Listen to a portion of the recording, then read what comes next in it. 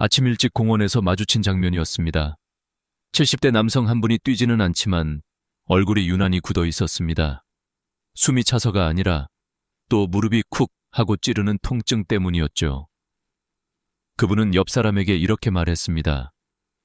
의사도 TV도 다들 뛰래. 뛰어야 건강해진다며. 근데 나는 뛰기만 하면 무릎이 먼저 망가져. 그 말이 너무 익숙해서 저는 순간 멈춰 섰습니다. 우리 부모님 세대, 그리고 지금 이 영상을 듣고 계신 여러분도 비슷한 마음이실 수 있거든요. 달리기는 좋은 운동일 수 있습니다. 하지만 달리기만이 길은 아닙니다.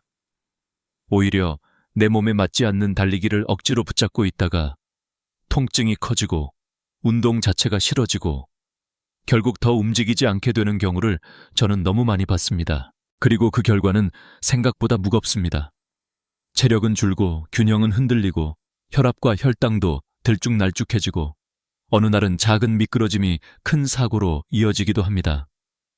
그런데요, 여기서 정말 중요한 사실이 하나 있습니다. 많은 분들이 모르거나 알고도 제대로 연결하지 못하는 사실입니다. 건강을 바꾸는 것은 뛰는 능력이 아니라 지속 가능한 몸의 시스템을 만드는 것입니다. 심장과 폐, 근육과 뼈, 균형과 신경, 수면과 식사, 그리고 스트레스까지 이 전체가 함께 돌아가야 합니다. 오늘은 달리기 없이도 몸이 확실히 달라질 수 있는 10가지 방법을 한 번에 정리해드리겠습니다. 끝까지 들으시면 내 몸 상태에서 무엇을 먼저 해야 하는지가 정리되고 무엇보다도 위험 신호를 놓치지 않는 안전 기준까지 챙겨가실 수 있습니다. 마지막에 많은 분들이 가장 자주 실수하는 한 가지를 꼭 짚어드리겠습니다. 안녕하세요. 저는 박준우 58세 노년 건강 닥터입니다. 오늘은 실제 생활에서 누구에게나 일어날 수 있는 상황을 바탕으로 위험 신호를 더 빨리 알아채고 당황하지 않고 더 안전하게 대처하는 법을 정리해드립니다. 이 콘텐츠는 건강 정보를 쉽게 이해하도록 돕기 위한 것으로 개인의 진단 치료를 대체하지 않습니다. 김영수 어르신 72세. 젊을 때는 땀 흘리면 다 해결된다는 믿음이 강한 분이었습니다. 은퇴 전에는 출퇴근이 곧 운동이었고 일도 바빴습니다. 그런데 은퇴 후 시간이 많아지니 몸이 예전 같지 않다는 걸 매일 느끼게 됐죠. 체중이 조금씩 늘고 계단이 숨차고 무릎이 불편해지기 시작했습니다. 어느 날 TV에서 본 건강 프로그램이 결정타가 됐습니다. 심장을 살리려면 달려야 한다. 유산소 운동의 왕은 달리기다. 김영수 어르신은 마음이 급해졌습니다. 그래, 나도 다시 해보자. 집 근처 트랙을 찾아가 가볍게 뛰기 시작했는데 문제는 바로 그날 저녁부터 나타났습니다. 무릎 앞쪽이 뜨끈해지고 내려갈 때 더 아프고 밤에 뒤척이다가 잠이 깨는 날이 생겼습니다. 그래도 참고 뛰었습니다. 운동은 원래 아픈 거야. 그렇게 믿었으니까요. 그러다 어느 토요일 아침 뛰다가 갑자기 속이 울렁이고 시야가 좁아지면서 휘청했습니다. 다행히 넘어지지는 않았지만 그날 이후 운동 자체가 무섭다는 감정이 생겨버렸습니다. 무릎은 아프고 운동은 겁나고 그래서 움직임은 더 줄고 그러니 체력은 더 떨어지고 악순환이 시작된 겁니다. 며칠 뒤 딸이 어르신을 데리고 동네 병원을 찾았습니다. 딸이 말했습니다. 아버지가 달리기 시작한 뒤로 무릎이 더 아프고 한번 어지럽다고 하셨어요. 의료진은 검사를 통해 위험한 급성 문제는 없는지 확인하고 어르신의 상태와 통증 양상을 듣고 나서 이렇게 말했습니다. 달리기를 꼭 할 필요는 없습니다. 중요한 건 지금 몸에 맞는 방식으로 심폐와 근력을 함께 올리는 겁니다. 특히 무릎 통증이 있다면 저충격으로 시작해야 합니다. 그 말을 듣고 어르신이 되물었습니다. 근데요, 뛰지 않으면 심장이 안 좋아지는 거 아닌가요? 뛰는 것만이 심장을 키우는 게 아닙니다. 숨이 차는 정도, 지속 시간, 회복 속도, 그리고 근육의 힘이 함께 좋아져야 합니다. 달리기 없이도 그걸 만들 수 있어요. 어르신은 반신반의했습니다. 그리고 이 반신반의가 사실은 아주 정상적인 반응입니다. 왜냐하면 우리는 오랫동안 운동 달리기라는 단순한 그림에 익숙해져 있었거든요. 하지만 노년기 건강은 그림이 더 큽니다. 심장만 올리는 게 아니라 넘어지지 않는 몸, 통증이 덜한 관절, 잘 자는 밤, 혈당과 혈압이 흔들리지 않는 하루, 그리고 무엇보다 계속할 수 있는 마음이 필요합니다. 그날 이후 김영수 어르신이 바꾼 건 딱 한 가지였습니다. 달리기를 포기한 게 아니라 달리기만을 고집하는 생각을 포기한 겁니다. 그 순간부터 길이 열리기 시작했습니다. 이제부터 제가 정리해드릴 10가지 방법은 바로 그 길입니다. 뛰지 않아도 됩니다. 다만 아무렇게나 움직이면 안 됩니다. 안전하게, 그리고 꾸준히 몸의 시스템을 바꾸는 방식으로 가야 합니다. 달리기 대신 심폐를 올리는 길 많은 분들이 심폐지구력을 숨이 차야만 좋아진다로 이해하시는데요. 맞는 말이기도 하고 위험한 말이기도 합니다. 숨이 차는 자극은 필요하지만 그 자극이 관절을 부수거나 어지러움을 만들거나 심장의 과부하가 되면 안 됩니다. 특히 60대 이후에는 강도보다 안전한 자극과 회복이 훨씬 중요해집니다. 먼저 걷기를 산책에서 훈련으로 바꾸는 방법이 있습니다. 걷기는 너무 쉬워서 효과가 없다고 생각하시는 분도 계시지만 사실 걷기는 조절하기가 가장 좋은 도구입니다. 속도도 조절할 수 있고 경사도 조절할 수 있고 시간도 조절할 수 있습니다. 무엇보다 무릎과 발목에 부담이 달리기보다 적습니다. 여기서 많은 분들이 놓치는 포인트가 있습니다. 계속 같은 속도로만 걷는 겁니다. 그러면 몸은 금방 익숙해집니다. 심폐는 조금 힘들다와 회복된다를 반복할 때 더 빠르게 적응합니다. 그래서 걷기를 할 때는 아주 간단한 방식으로 바꿔보시면 좋습니다. 평소 걸음으로 몇 분을 걷고 그 다음에는 말은 할 수 있지만 노래는 못 부를 정도로 속도를 살짝 올려 걷고 다시 편하게 걷는 시간을 넣습니다. 이 패턴을 하루 컨디션에 맞게 반복하는 겁니다. 이 방식의 장점은 무릎의 충격을 크게 늘리지 않으면서도 심장과 폐에는 분명한 자극을 준다는 점입니다. 김영수 어르신도 처음에는 그게 운동이 되나? 라고 하셨습니다. 그런데 일주일만 지나도 같은 구간에서 숨이 차는 지점이 조금씩 뒤로 밀립니다. 한 달이 지나면 회복 속도가 달라집니다.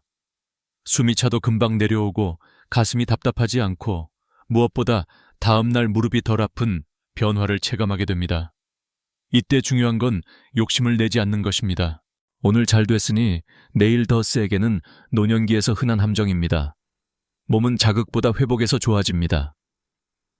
이어서 달리기 대신 심폐를 올리는 또 하나의 길은 체중을 덜 싣는 유산소입니다. 대표적으로 실내 자전거, 고정식 자전거, 수중 걷기나 물속 운동, 그리고 관절에 부담이 적은 타원형 기구 같은 것들이 있습니다. 여기서 핵심은 무릎이 안 아픈데 숨은 차는 상태를 만드는 것입니다. 특히 무릎 통증이 있는 분들은 달리기에서 무릎이 먼저 무너질 수 있습니다. 심폐가 약한 게 아니라 관절이 먼저 경고를 보내는 거죠. 이럴 때 자전거를 이용하면 체중이 덜 실리면서도 허벅지 근육과 심폐를 함께 자극할 수 있습니다. 수중 운동은 또 다른 장점이 있습니다. 물의 부력이 몸을 가볍게 해주고 물의 저항이 근육을 부드럽게 써주게 만듭니다. 넘어질 위험도 줄어듭니다. 하지만 여기서도 흔한 실수가 있습니다. 처음부터 너무 오래 하는 겁니다. 특히 자전거는 무릎이 안 아프니까 과하게 하게 됩니다. 그러면 허벅지 앞쪽이 과사용되거나 안장 높이가 맞지 않아 무릎이 불편해질 수 있습니다. 그래서 시작은 짧게, 그리고 다음날 상태가 좋아지는지를 기준으로 늘리는 것이 안전합니다. 또 하나, 심폐가 좋아지는 느낌을 땀으로만 판단하시는 분도 많습니다. 땀은 천조절 반응일 뿐 운동 효과의 절대 기준은 아닙니다. 어떤 날은 덜 땀나도 심폐 자극이 충분할 수 있고 어떤 날은 더워서 땀만 많이 날 수도 있습니다. 대신 더 중요한 신호는 이것입니다. 운동 후 숨이 정상으로 돌아오는 시간이 줄어드는가? 운동 후 피로가 이틀 이상 끌지 않는가? 그리고 일상에서 계단이나 장보기가 조금 더 편해지는가. 이런 변화가 쌓이면 달리기가 없어도 심폐는 분명히 좋아집니다. 마지막으로 심폐 운동을 할 때 노년층이 꼭 기억해야 할 안전 기준이 있습니다. 숨이 차도 괜찮다와 숨이 차서 위험하다는 다릅니다. 숨이 찬 상태에서 가슴 통증이 동반되거나 식은땀이 나거나 어지러워서 쓰러질 것 같거나 숨이 가라앉지 않고 악화된다면 그건 운동의 정상 반응이 아닐 수 있습니다. 그럴 때는 운동을 멈추고 주변 도움을 요청하고 필요한 경우 가까운 응급실로 가야 합니다. 이 기준을 뒤에서 다시 정리해드리겠습니다. 근육은 노년의 보험 달리기 없이 건강을 올리려면 절대로 빼놓을 수 없는 것이 있습니다. 바로 근육입니다. 노년기에 근육은 단순히 힘이 아니라 혈당과 혈압, 관절 보호, 균형, 회복력, 면역과도 연결되는 기반이 됩니다. 그런데 많은 분들이 근력 운동을 두려워하십니다. 나이 들면 위험하다. 무거운 걸 들다가 다친다. 맞습니다. 무리하면 다칩니다. 하지만 그래서 더더욱 안전하게 설계된 근력 운동이 필요합니다. 달리기보다 더 필요할 때도 많습니다. 먼저, 근력 운동은 복잡할 필요가 없습니다. 노년기 기본은 아주 단순합니다. 일어서기, 밀기, 당기기, 들기, 그리고 중심 잡기. 이 5가지 기능이 일상에 직접 연결됩니다. 예를 들어 의자에서 일어서기. 이 동작이 약해지면 화장실에서 일어날 때, 침대에서 일어날 때, 버스 좌석에서 일어날 때 힘이 많이 듭니다. 그러면서 손으로 짚고 몸을 비틀고 그 과정에서 허리나 무릎에 부담이 커집니다. 반대로 일어서기가 좋아지면 생활이 가벼워집니다. 이건 체감이 큽니다. 그래서 집에서도 할 수 있는 가장 중요한 근력 습관 중 하나는 안전한 범위에서 의자에서 천천히 일어나고 천천히 앉는 연습입니다. 여기서 중요한 건 무릎이 아프면 억지로 깊게 앉지 말 것입니다. 통증이 경고라면 범위를 줄여야 합니다. 또 한 가지, 손을 안 쓰고 일어나는 게 목표가 될 수 있지만 처음부터 손을 떼는 게 목표가 되면 위험할 수 있습니다. 안전이 먼저입니다. 손을 가볍게 짚고 시작해도 충분합니다. 몸이 적응하면 자연스럽게 도움을 줄여가면 됩니다. 이어서 밀기와 당기기, 문을 열고 닫는 것, 장바구니를 드는 것, 이불을 정리하는 것, 손줄을 안아 올리는 것, 이 모든 것이 상체 근육과 연결됩니다. 상체가 약해지면 넘어질 때 손을 짚는 힘도 약해져 더 크게 다칠 수 있습니다. 그래서 밴드나 가벼운 덤벨을 사용해 아주 기본적인 밀기와 당기기 동작을 연습하는 것이 도움이 됩니다. 하지만 여기서도 흔한 실수가 있습니다. 근육통이 와야 운동한 것이라고 생각하는 겁니다. 노년기에서는 근육통이 심하면 오히려 다음 움직임이 줄어들고 그게 다시 건강을 떨어뜨립니다. 운동은 다음날 일상이 조금 더 편해지는 정도가 가장 좋은 신호일 때가 많습니다. 그 다음으로 많은 분들이 정말 모르는 핵심이 하나 있습니다. 근육은 크기만 중요한 게 아니라 속도가 중요하다는 겁니다. 노년기 낙상과 큰 사고는 종종 느린 힘이 아니라 빠른 반응이 부족해서 생깁니다. 미끄러질 때 발을 재빨리 내딛고 중심을 잡아야 하는데 그 순간의 힘과 반응이 줄어드는 거죠. 그래서 두 번째 근육 전략은 위험하지 않은 범위에서 조금 더 빠른 힘을 연습하는 것입니다. 여기서 오해가 생길 수 있으니 분명히 말씀드릴게요. 갑자기 점프하거나 무겁게 들거나 과격하게 하라는 뜻이 아닙니다. 예를 들어 의자에서 일어날 때 내려앉는 것은 천천히 하되 일어나는 순간은 안전하게 그러나 약간 빠르게 해보는 겁니다. 물론 어지럽거나 통증이 있으면 안 됩니다.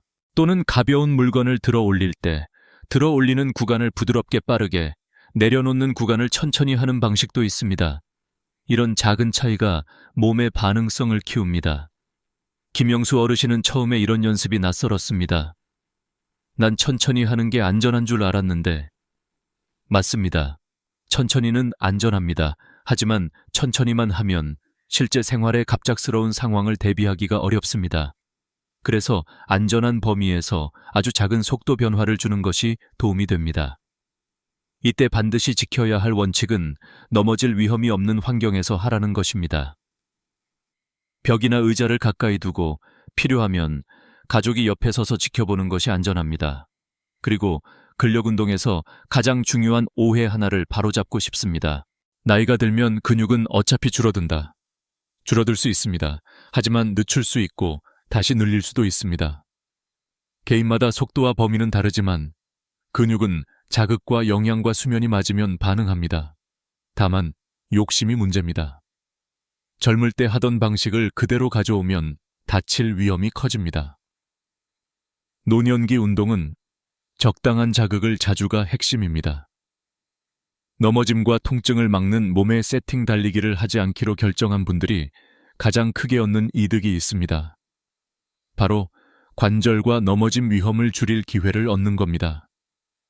하지만 여기서도 가만히 있기로 가면 안 됩니다. 관절은 움직여야 부드럽고 균형은 연습해야 살아납니다. 먼저 균형은 감각의 조합입니다. 발바닥이 바닥을 느끼는 감각, 눈이 공간을 보는 감각, 그리고 귀 안쪽의 균형 기관이 움직임을 감지하는 감각.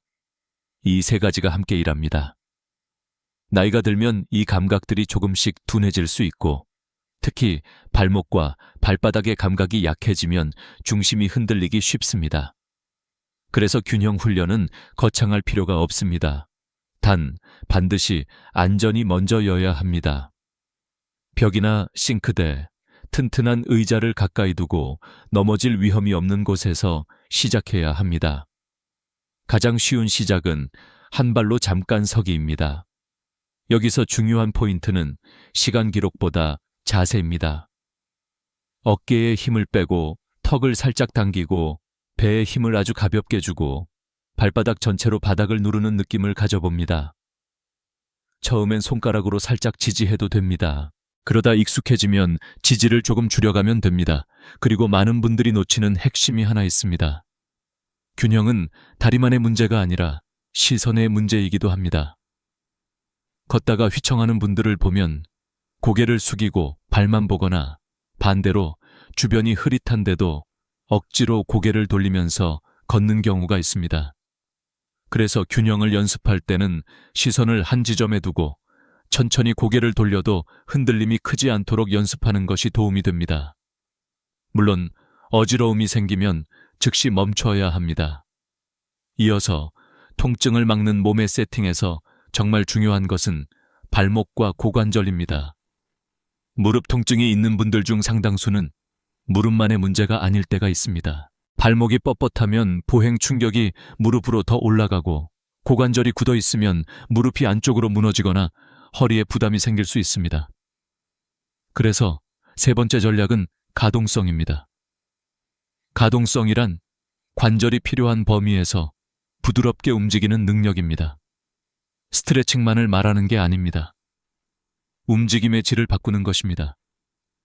예를 들어 발목, 벽 앞에 서서 한 발을 앞으로 두고 무릎을 발끝 방향으로 천천히 보내보면서 발 뒤꿈치가 뜨지 않는 범위를 찾습니다. 이때 통증이 없어야 합니다. 이 연습이 좋아지면 걷기와 계단에서 무릎이 받는 부담이 줄어들 수 있습니다. 고관절도 마찬가지입니다.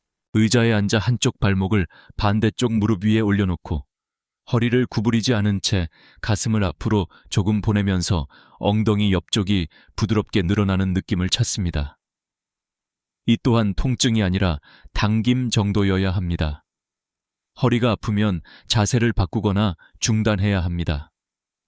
그리고 가동성에서 또 한 가지 흉추, 즉 등 쪽의 움직임도 중요합니다. 등이 굳으면 목과 허리가 대신 과하게 움직여 통증이 생기고 호흡도 얕아집니다. 그래서 등을 부드럽게 펴고 비트는 움직임을 가볍게 연습하면 자세와 호흡이 함께 좋아질 수 있습니다. 김영수 어르신은 무릎만 붙잡고 있었지만 발목과 고관절을 함께 관리하면서 무릎이 덜 예민해지는 느낌을 받았다고 했습니다. 이건 마법이 아니라 몸의 구조가 연결되어 있기 때문입니다. 몸은 한 부분만 따로 살지 않습니다. 달리기 없이도 건강해지는 길은 이런 연결을 이해하는 데서 시작합니다. 숨과 스트레스, 몸의 경보를 낮추는 기술 여러분. 건강을 이야기할 때 우리는 늘 근육과 심장을 먼저 떠올립니다. 그런데 노년기에서 정말 큰 변화를 만드는 숨은 요소가 있습니다. 바로 호흡과 스트레스 반응입니다. 숨이 얕아지면 몸은 쉽게 긴장합니다. 긴장하면 어깨가 올라가고 목이 뻣뻣해지고 가슴이 답답해지고 심장이 더 빨리 뛰고 잠이 얕아집니다. 이 연결은 생각보다 강합니다. 그래서 달리기 없이 건강을 올리는 네 번째 전략은 호흡을 훈련하는 것입니다. 여기서 오해가 생길 수 있습니다. 호흡 훈련이 명상이나 기분 전환 정도라고 생각하시는 분들이 계십니다. 하지만 호흡은 실제로 운동 능력과 회복에 영향을 줍니다. 호흡이 안정되면 같은 걷기라도 더 편해지고 숨이 차도 당황이 줄어듭니다. 특히 숨이 찬 느낌, 이 공포로 연결되는 분들에게 큰 도움이 될 수 있습니다. 가장 쉬운 시작은 코로 숨을 들이마시고 내쉬는 연습입니다. 물론 코가 막히는 분도 계시니 무조건은 아닙니다. 가능한 범위에서 해보는 겁니다. 코 호흡은 숨을 천천히 만들고 과호흡을 줄이는 데 도움이 될 수 있습니다. 그리고 중요한 포인트는 길게 내쉬기입니다. 내쉬는 숨이 길어지면 몸의 긴장이 조금 내려갈 수 있습니다. 여기서도 과하게 하면 어지러울 수 있으니 편안한 범위에서만 하셔야 합니다. 예를 들어 의자에 앉아 어깨 힘을 빼고 숨을 들이마시는 것보다 내쉬는 시간을 조금 길게 해봅니다. 걸을 때도 마찬가지입니다. 걷는 속도가 빨라져 숨이 찰 때 들이마시는 것에만 집중하면 더 불안해질 수 있습니다. 그럴 때는 내쉬는 숨을 끝까지 부드럽게 보내면서 몸이 급해지지 않게 잡아주는 느낌을 가져보는 겁니다. 이어서 많은 분들이 숨이 차면 운동이 잘 되는 거다라고만 생각해서 숨이 찬 순간을 과하게 밀어붙이기도 합니다. 하지만 노년기에서는 숨이 차는 순간의 표정이 중요합니다. 얼굴이 창백해지거나 말이 끊기거나 가슴이 답답하거나 심장이 불규칙하게 뛰는 느낌이 강하면 그건 멈춰야 할 신호일 수 있습니다. 그리고 스트레스는 단지 마음의 문제가 아닙니다. 스트레스가 높아지면 혈압이 오르고 혈당이 흔들리고 잠이 얕아지고 통증에 더 민감해질 수 있습니다. 그래서 다섯 번째 전략은 스트레스를 줄이는 것이 아니라 스트레스 반응을 낮추는 습관을 만드는 것입니다. 여기서 거창한 방법이 필요하지 않습니다. 하루 중 특정 순간에 몸의 긴장을 풀어주는 작은 루틴을 넣는 겁니다. 예를 들어 식사 후 5분은 뉴스 대신 조용한 음악을 듣고 느린 호흡을 하며 어깨를 천천히 돌립니다. 잠들기 전에는 스마트폰을 멀리 두고 방의 조명을 조금 낮춥니다. 이런 사소한 선택이 몸의 경보음을 낮춥니다. 보호자 입장에서도 중요한 포인트가 있습니다. 어르신이 운동을 싫어하는 이유가 게으름이 아니라 두려움일 수 있습니다. 숨이 차는 감각이 공포로 연결되어 있거나 통증이 다시 올까 불안한 겁니다. 이럴 때 왜 이렇게 의지가 없어요? 라고 말하면 오히려 더 움츠러듭니다. 대신 오늘은 숨이 편한 범위에서만 해도 괜찮아요. 내일 더 편해질 거예요. 라고 말해주면 몸이 조금씩 다시 움직일 수 있습니다. 달리기 없이 건강을 올리는 길은 결국 몸을 흥분 상태가 아니라 안정 상태에서 꾸준히 움직이게 만드는 것입니다. 그 중심에 호흡과 스트레스 반응이 있습니다. 여기서부터는 많은 분들이 진짜로 놀라시는 파트입니다. 운동을 아무리 바꿔도 식사와 수면과 일상이 엉켜 있으면 몸은 잘 변하지 않습니다. 반대로 운동이 아주 대단하지 않아도 식사와 수면과 일상이 정리되면 몸은 빠르게 안정됩니다. 먼저 여섯 번째 전략은 식사에서 단백질을 한 번에 몰아먹지 않는 것입니다. 노년기에는 근육을 유지하려면 단백질이 필요하다는 이야기를 많이 들으셨을 겁니다. 여기서 자주 생기는 실수는 저녁에만 몰아서 먹거나 어떤 날은 거의 안 먹고 어떤 날은 많이 먹는 겁니다. 몸은 꾸준함을 좋아합니다. 단백질도 하루 전체에 고르게 들어오는 편이 근육 유지에 유리할 수 있습니다. 그리고 단백질 고기만이라는 생각도 조심해야 합니다. 개인 건강 상태에 따라 식사 선택이 달라질 수 있고 소화가 부담될 수도 있습니다. 그래서 생선, 달걀, 두부 같은 선택지를 섞고 소화가 편한 형태로 조절하는 것이 좋습니다. 특히 신장 질환이 있거나 특정 질환이 있는 분은 식사 조절이 필요할 수 있으니 의료진과 상의하는 것이 안전합니다. 이어서 7번째 전략은 식사 후 바로 눕지 않는 것입니다. 식사 후 바로 누우면 속이 더부룩하고 역류 증상이 생기고 잠이 깨기 쉬워집니다. 또 어떤 분들은 식사 후 혈당이 크게 흔들리면서 졸음이나 무기력감을 느끼기도 합니다.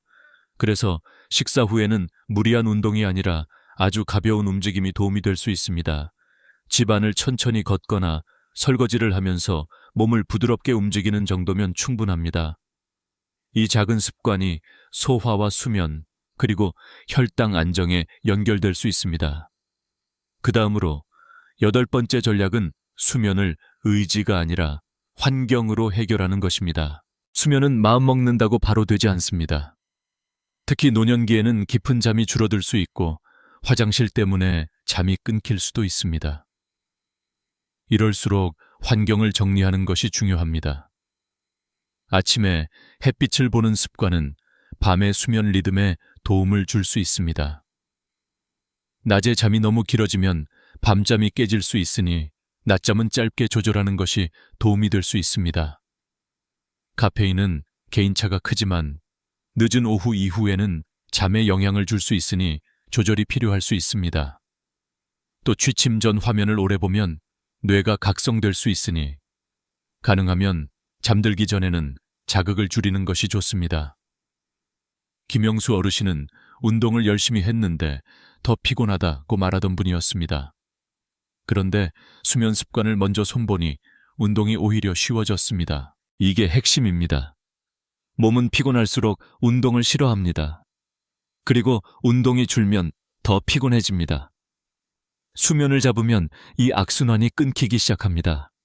이어서 9번째 전략은 일상 속 움직임, 즉 생활 활동을 늘리는 설계입니다. 어떤 분들은 운동 시간을 따로 내는 게 부담스럽습니다. 그럴 때는 운동을 시간표가 아니라 생활의 틈에 넣는 방식이 더 지속 가능합니다. 예를 들어 TV 광고가 나올 때마다 자리에서 일어나 가볍게 걷기, 물 끓이는 동안 발뒤꿈치 들기, 전화 통화할 때 앉지 말고 서서 하기, 엘리베이터를 타더라도 마지막 한층은 계단을 천천히 이용하기. 이런 작은 움직임들이 쌓이면 하루 전체 에너지 소비와 혈당 안정에 도움이 될 수 있습니다. 여기서 중요한 건 완벽한 계획이 아니라 끊기지 않는 연결입니다. 오늘 30분 운동을 못했다고 끝나는 게 아닙니다. 오늘은 대신 3분씩 10번 움직이면 됩니다.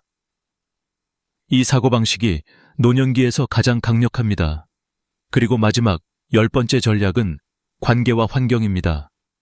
건강은 혼자서만 만들기 어렵습니다. 누군가와 약속이 있으면 움직이게 되고 함께하면 지속하기 쉬워집니다. 또 집안의 환경이 위험하면 운동이 아니라 사고가 먼저 옵니다. 미끄러운 욕실 매트, 어두운 복도 조명, 걸려 넘어질 수 있는 전선, 지나치게 낮은 의자, 흔들리는 슬리퍼. 이런 것들은 운동 의지와 상관없이 낙상 위험을 올립니다. 그래서 환경을 안전하게 만드는 것이 사실은 최고의 건강 투자일 수 있습니다. 보호자에게도 부탁드리고 싶습니다. 어르신에게 운동하세요만 말하지 말고 운동이 가능해지도록 환경을 먼저 바꿔주세요. 그리고 매일 기록을 강요하기보다 오늘은 어제보다 숨이 덜 찼어요. 같은 작은 변화를 같이 찾아주세요. 그게 지속의 연료가 됩니다. 여기서 반드시 짚고 넘어가야 합니다. 달리기 없이 운동을 하더라도 노년기에는 위험 신호를 빨리 알아채는 것이 가장 중요합니다. 운동은 건강을 만들 수 있지만 몸이 보내는 경고를 무시하면 위험해질 수 있습니다. 우선 운동 중 혹은 운동 직후에 아래와 같은 증상이 나타난다면 참고 계속이 아니라 즉시 멈추고 도움을 요청이 원칙입니다. 가슴이 조이거나 압박감이 느껴지거나 통증이 목이나 턱, 팔로 퍼지는 느낌이 있을 때, 숨이 차는 정도가 비정상적으로 심하고 쉬어도 빠르게 가라앉지 않을 때, 식은땀이 나고 창백해지고 어지러워서 쓰러질 것 같을 때, 심장이 갑자기 매우 빠르거나 불규칙하게 뛰는 느낌이 강하게 들 때, 이런 경우는 단순한 피로가 아닐 수 있습니다. 즉시 주변에 알리고 필요한 경우 구급 도움을 요청하고 가까운 응급실로 가셔야 합니다. 또한 운동과 무관하게도 즉시 평가가 필요한 위험 신호들이 있습니다. 갑자기 한쪽 얼굴이나 팔, 다리에 힘이 빠지거나 감각이 둔해질 때, 말이 어눌해지거나 이해가 어려워지거나 갑자기 심한 두통이 생길 때, 갑작스러운 실신, 반복되는 실신, 넘어지면서 머리를 크게 다친 경우, 호흡이 갑자기 힘들어지거나 입술이 파래지는 느낌이 들 때, 이런 증상은 좀 쉬면 낫겠지라고 기다리면 안 됩니다.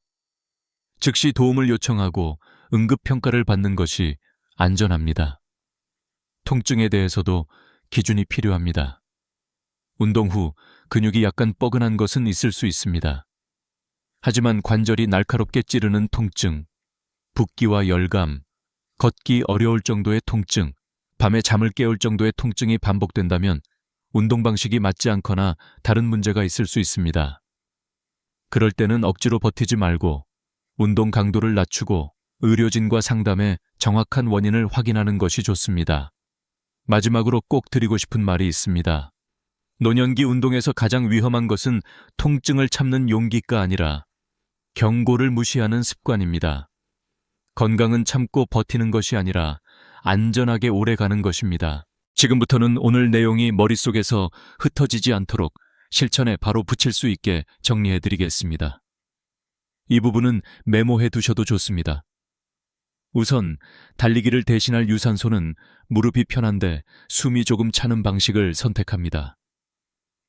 걷기라면 속도와 회복을 섞고, 자전거라면 시간을 짧게 시작해 다음날 상태로 늘립니다. 그리고 근력은 일어서기, 밀기, 당기기 같은 생활 동작을 기준으로 잡습니다. 하루에 길게 하지 않아도 됩니다. 대신 끊기지 않게 자주 반복합니다. 균형은 매일 아주 짧게라도 합니다. 한 발 서기는 반드시 지지물을 가까이 두고 흔들릴 때는 욕심을 버립니다. 넘어지지 않는 환경이 최우선입니다. 가동성은 무릎만 보지 말고 발목과 고관절, 등을 함께 봅니다. 통증이 아니라 부드러운 당김 범위에서만 합니다. 호흡은 길게 내쉬며 몸의 긴장을 낮춥니다. 숨이 찬 느낌이 공포로 바뀌는 분은 특히 호흡과 페이스 조절을 우선합니다. 식사는 단백질을 한 끼에 몰지 말고 가능한 범위에서 하루에 고르게 나눕니다. 식사 후에는 바로 눕기보다 가벼운 움직임으로 몸을 풀어줍니다. 수면은 의지가 아니라 환경입니다. 아침 햇빛, 저녁 자극 줄이기, 늦은 시간 카페인 조절 같은 작은 선택이 운동보다 먼저 몸을 안정시킬 수 있습니다. 그리고 마지막으로 운동을 혼자 버티는 과제로 만들지 않습니다. 관계와 환경을 바꾸면 몸은 훨씬 쉽게 움직이기 시작합니다. 오늘 이야기를 다시 한번 김영수 어르신으로 돌아가 볼까요? 그분은 달리기를 포기한 게 아니었습니다. 자기 몸을 망가뜨리는 방식만 내려놓은 겁니다. 달리기 없이도 우리는 심폐를 올릴 수 있습니다.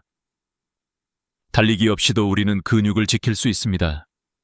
달리기 없이도 우리는 균형을 되찾을 수 있습니다. 그리고 무엇보다 달리기 없이도 우리는 내일도 계속할 수 있는 건강을 만들 수 있습니다. 하지만 딱 한 가지는 절대로 잊지 마셔야 합니다. 운동을 하다 이상 신호가 오면 참고 버티는 게 미덕이 아닙니다.